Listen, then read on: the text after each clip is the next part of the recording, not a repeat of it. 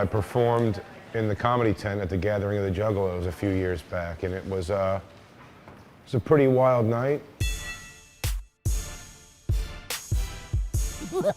One of my greatest memories was at the Gathering when ODB came out and forgot all the lyrics to his music. I saw my first live amputee. People throwing everything at him. I think he got hit in the head with a watermelon.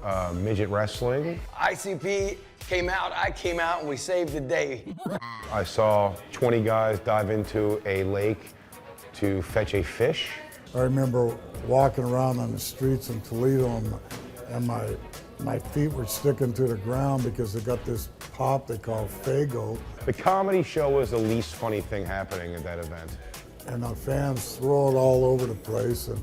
And for like 3 blocks, right around my hotel, it's all sticky. I was out with a girl, and the date was not going well.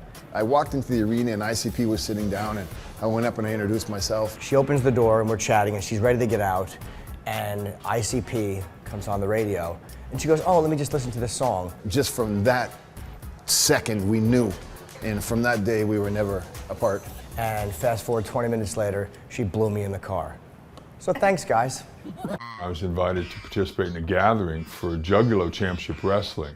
I was walking, through the Juggalo Festival, and there was people throwing rocks at this lady on the stage.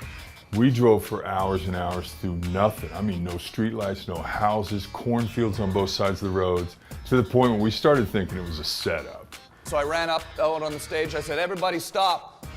Then out of nowhere, it's like, lights and big Ferris wheel and roller coasters and all the Carnival Midway stuff. And I said, "You can't be throwing rocks at this lady." And then everybody stopped, and it was calm for a minute. It was the coolest thing. There was 50,000 juggalos there. I met them during, I think it was 1938. And then they started throwing rocks at the lady again.